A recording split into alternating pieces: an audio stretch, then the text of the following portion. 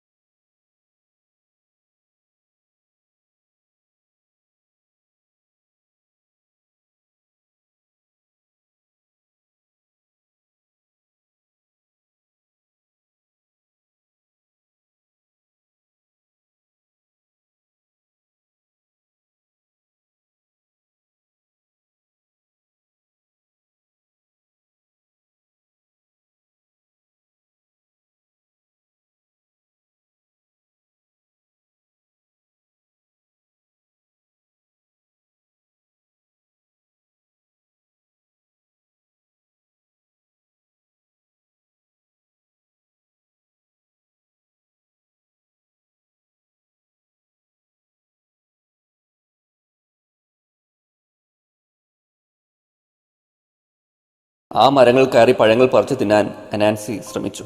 പക്ഷേ ഒരു പഴവും അവൻ്റെ കയ്യിൽ കിട്ടിയില്ല. അതത്ര എളുപ്പമായിരുന്നുമില്ല. അവൻ അതിനായി പലതവണ ശ്രമിച്ചു. പക്ഷേ അത് സാധിച്ചില്ല. പഴങ്ങൾ കൈകളിൽ നിന്ന് തെന്നി മാറി നിന്ന് കളിയാക്കി ചിരിക്കുകയാണെന്ന് അനാൻസിക്ക് തോന്നി. കളിയാക്കേണ്ട, നിങ്ങളെ ഞാൻ പറിച്ചെടുക്കും, നോക്കിക്കോ, അവൻ പറഞ്ഞു. പഴം പറിക്കാനുള്ള ശ്രമം അവൻ തുടർന്നുകൊണ്ടേയിരുന്നു. അവസാനം അവന് ഒരെണ്ണം കിട്ടി. അവൻ സന്തോഷത്തോടെ തുള്ളിച്ചാടി. ആ പഴം അവൻ തൻ്റെ തോണിയിലേക്ക് ഇടുവാനായി എറിഞ്ഞു. പക്ഷേ കഷ്ടമെന്നല്ലാതെ എന്ത് പറയേണ്ടു, അത് കടലിലാണ് ചെന്ന് വീണത്. അവന് സങ്കടം വന്നു. എങ്കിലും ഇഷ്ടം പോലെ പഴങ്ങൾ ആ മരത്തിൽ ഇനിയും ഉണ്ടല്ലോ എന്ന് അവൻ ആശ്വസിച്ചു. അവൻ വീണ്ടും പഴം പറിച്ചു. പക്ഷേ രണ്ടാമത്തെ പഴവും കടലിലാണ് വീണുപോയത്.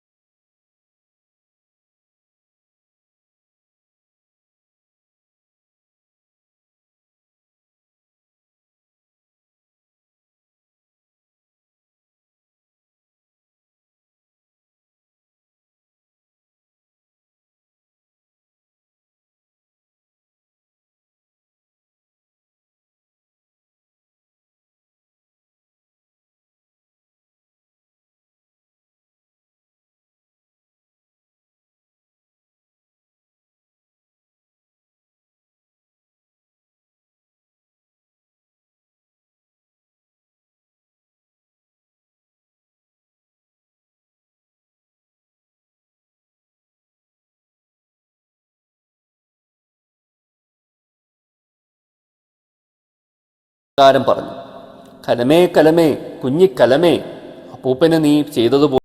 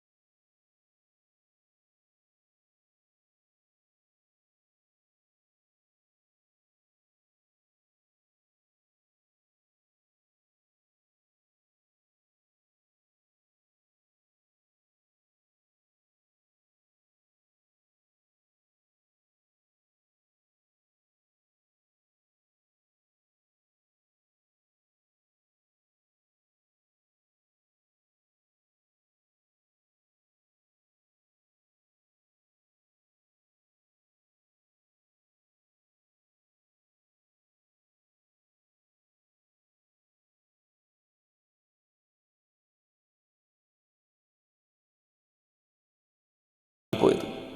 അവർ അവിടെ ഒരു കലം വെച്ചിട്ട് ഒരു കൊച്ചു വടിയെടുത്ത് കലത്തിന് ഒരുപാട് അടി കൊടുത്തു. കാഴ്ച കാണാൻ ആളുകൾ ചുറ്റും കൂടി. എന്നിട്ട് കലമേ കലമേ കുഞ്ഞിക്കലമേ, അപ്പൂപ്പന് നീ ചെയ്തതുപോലെ ദയവായി ചെയ്യുക ഞങ്ങൾക്കും എന്ന് പറഞ്ഞു. കലം ഇഷ്ടം പോലെ ഭക്ഷണം നൽകി. ആ ഭക്ഷണം നാട്ടുകാരായ പാവങ്ങൾക്കൊക്കെ നൽകി. അവർ പലതവണ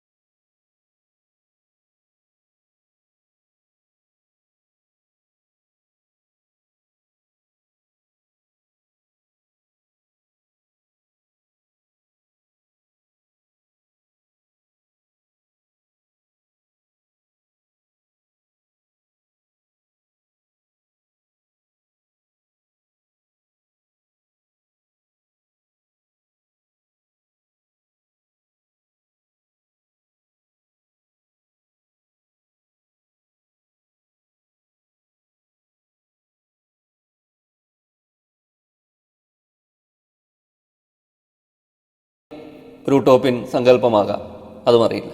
പക്ഷെ അങ്ങനെയൊക്കെ ഉണ്ടായിരുന്നെങ്കിൽ നല്ലതായിരുന്നു. അത്രയുമാണ് കഥയെക്കുറിച്ച് പറയാനുള്ളത്. നമ്മൾ ഈ പറക്കുന്നതൊക്കെ അല്ലേ, മനുഷ്യൻ പണ്ട് മുതലേ സ്വപ്നം കണ്ടിരുന്ന കാര്യമാണ്. ആ സ്വപ്നത്തിൽ നിന്നാണ് യഥാർത്ഥത്തിൽ പറക്കുക എന്ന ആശയത്തിൽ നിന്നാണ് ഈ എയ്റോപ്ലെയിനൊക്കെ ഉണ്ടായത്. മനുഷ്യൻ്റെ പറക്കാനുള്ള ഈ ഒരു ജിജ്ഞാസയും ആവേശവും ഉണ്ടല്ലോ, അതിൻ്റെ ഒരു ഫലമായിട്ടാണ് നമ്മുടെ ഈ എയ്റോപ്ലെയിനൊക്കെ കണ്ടുപിടിച്ചത്. എത്രയോ പ്രാവശ്യം എത്രയോ പേര് ശ്രമിക്കുകയും എത്രയോ പേർ പരാജയപ്പെടുകയും അങ്ങനെ പരാജയപ്പെട്ടൊക്കെയാണ് അവസാനം നമ്മളുടെ ഈ എയ്റോപ്ലെയിനിലും ഹെലികോപ്റ്ററിലും ഒക്കെ എത്തിച്ചേർന്നത്. അപ്പോൾ ഈ പരിശ്രമിക്കുന്നവർ ഒരിക്കലും നിരാശപ്പെടരുത്. ഓരോ പരാജയവും ഒരു പടിയാണ്, വിജയത്തിലേക്കുള്ള ഒരു പടിയാണ്. പരാജയങ്ങൾ ഉണ്ടായാലേ വിജയം ഉണ്ടാകും. അതിൻ്റെ ഒരു ഉദാഹരണം കൂടിയാണ്. അപ്പം ഞാനതൊന്നുമല്ല പറയാൻ വരുന്നത്, ഞാൻ വേറൊരു കാര്യമാണ് പറയാൻ വന്നത്. ജെറ്റ് പാക്ക് സൂട്ട് എന്ന് പറഞ്ഞ് നിങ്ങൾ ഇൻ്റർനെറ്റിലൊക്കെ സെർച്ച് ചെയ്താൽ നിങ്ങൾക്ക് കാണാൻ സാധിക്കും. പല രാജ്യങ്ങളും ഗൾഫിലും UAE ഒക്കെ നമ്മൾ പരീക്ഷിക്കുന്നത് കണ്ടിട്ടുള്ളതാണ്. അതായത് അത് ധരിച്ച് കഴിഞ്ഞാൽ മനുഷ്യന് പറക്കാൻ സാധിക്കും. ഒരു റോക്കറ്റ് പോലെ ഉള്ളൊരവസ്ഥ. ചില യന്ത്രങ്ങളൊക്കെ ഘടിപ്പിച്ച് മനുഷ്യൻ വായുവിൽ പറക്കുകയാണ്. അങ്ങനെ ഒരു അവസ്ഥ, അങ്ങനെ പറക്കാൻ സാധിക്കും. അതിൻ്റെ വീഡിയോ ഒക്കെ നെറ്റിലൊക്കെ സെർച്ച് ചെയ്താൽ കിട്ടും. അപ്പോൾ ഇതിപ്പം ഇന്ത്യൻ സൈനികർ ഇനി ജെറ്റ് പാക്ക് സൂട്ടിൻ്റെ കരുത്തിൽ പറക്കും. ഇന്ത്യയിലെ ഏറ്റവും വലിയ വ്യോമസേന പ്രദർശനമായ എയ്റോ ഇന്ത്യയിൽ പ്രദർശിപ്പിച്ച ജെറ്റ് പാക്ക് സൂട്ടാണ് സൈനികരെ പറപ്പിക്കാൻ പോകുന്നത്. ഇവരിപ്പോൾ വലിയ താരമാണ് ഈ ജെറ്റ് പാക്ക് സൂട്ടുകൾ. മനുഷ്യനെ ചിറക് വരിച്ച് പറക്കാൻ സഹായിക്കുന്ന സൂട്ട് ബാംഗ്ലൂർ ആസ്ഥാനമായ അബ്സല്യൂട്ട് കോമ്പോസിറ്റ് പ്രൈവറ്റ് ലിമിറ്റഡ് എന്ന സ്റ്റാർട്ടപ്പാണ് നിർമ്മിച്ചത്. സുരക്ഷാ പരീക്ഷണങ്ങൾ വിജയിച്ചാൽ 48 ജെറ്റ് സൂട്ടുകൾ വാങ്ങാൻ ഒരുങ്ങുകയാണ് ഇന്ത്യൻ സൈന്യം. പിൻഭാഗത്തുള്ള ടെർബോ എഞ്ചിൻ ഉൾപ്പെടെ 5 എഞ്ചിനുകളാണ് സൂട്ടിലുള്ളത്. 3 കിലോ ഭാരമുള്ള സൂട്ടിന് 80 കിലോ ഭാരമുള്ള സൈനികരെ പറത്താൻ കഴിയും. 10 മിനിറ്റ് കൊണ്ട് 10 കിലോമീറ്റർ വരെ പറക്കാൻ ശേഷിയുള്ള ജെറ്റ് പാക്ക് സൂട്ടുണ്ട്. സൂട്ടിന് കൂടുതൽ ഇന്ധനക്ഷമതയ്ക്കുള്ള ഗവേഷണം കമ്പനി തുടരുകയാണ്. ബുദ്ധിമുട്ടേറിയ ഇടങ്ങളിൽ സൈനികർക്ക് സൂട്ടിൻ്റെ സഹായത്തോടെ പറന്നെത്താൻ സാധിക്കും. അതാണ് എൻ്റെ പ്രത്യേകത. പ്രകൃതി ദുരന്തങ്ങൾ, മണ്ണിടിച്ചിൽ, തീപിടുത്തം, കെട്ടിട തകർച്ച തുടങ്ങിയ സന്ദർഭങ്ങളിലും ഇത് വളരെ ഉപയോഗപ്രദമാണ്. നദികളും തകർന്ന പാലങ്ങളും മുറിച്ചു കടക്കാനും സൈനികർക്ക് ഇത് സഹായകരമാണ്. ഇത് എനിക്കൊന്ന് മനുഷ്യരാശിയെ മാറ്റിമറിക്കാൻ പോകുന്ന ഒരു കണ്ടുപിടുത്തമാണ്. ഇത് വലിയ കണ്ടുപിടുത്തമാണ്. എന്തുകൊണ്ടെന്ന് വെച്ചാൽ എല്ലാ മനുഷ്യരും ഇങ്ങനെ പറക്കാൻ തുടങ്ങിയാൽ എനിക്കൊന്ന് റോഡൊക്കെ അപ്രസക്തമാകും. റോഡിൻ്റെ ഒന്നും ആവശ്യമില്ലല്ലോ, എല്ലാവരും പറന്നു പോയാണല്ലോ. അപ്പോൾ അങ്ങനെ ഒരു സാഹചര്യമൊക്കെ ഭാവിയിൽ നമുക്ക് കാണാം, അങ്ങനെ പ്രതീക്ഷിക്കാം. എനിക്ക് തോന്നുന്നു എല്ലാവരും വീട്ടിൽ നിന്ന് അല്ലേ സൂട്ടൊക്കെ ധരിച്ച് പറന്ന് ഓഫീസിൽ പോകുന്നു, തിരിച്ച് വീട്ടിൽ വരുന്നു, അല്ലെങ്കിൽ കുടുംബത്തിലെ എല്ലാവരും സൂട്ട് ധരിച്ച് ചിലപ്പോൾ യാത്ര ചെയ്യുന്നുണ്ടാകും. അങ്ങനെയും ചിലപ്പം സാധിക്കുമായിരിക്കും. കുടുംബത്തോടെ ആകാശത്തിലൂടെ പറന്ന് സിനിമ കാണാൻ പോകുന്നു, മാർക്കറ്റിൽ പോകുന്നു, അങ്ങനെയൊക്കെയുള്ളൊരു ചിത്രം ഒന്ന് സങ്കല്പിച്ച് നോക്കി. അപ്പോൾ അങ്ങനെയുള്ള മാറ്റങ്ങളൊക്കെ സംഭവിക്കട്ടെ. സ്വപ്നം കാണാൻ വളരെ രസമാണല്ലോ. എന്തായാലും അങ്ങനെയൊക്കെയുള്ള വിപ്ലവകരമായ മാറ്റങ്ങൾ സംഭവിക്കട്ടെ എന്ന് ആശംസിച്ചുകൊണ്ട് ഇന്നത്തെ കഥാസാരം ഞാനിവിടെ അവസാനിപ്പിക്കുന്നു. അടുത്ത എപ്പിസോഡിൽ നമുക്ക് വീണ്ടും കാണാം പുതിയൊരു കഥയുമായി. ഇത്ര നേരം എന്നെ കിട്ടുന്ന എല്ലാവർക്കും നന്ദി, നമസ്കാരം. Signing off, Bony. നിങ്ങൾ ഇതുവരെ കേട്ടത് കഥാസാഗരം. അവതരണം, ശബ്ദമിശ്രണം ബോണി ജെ ബേസിൽ.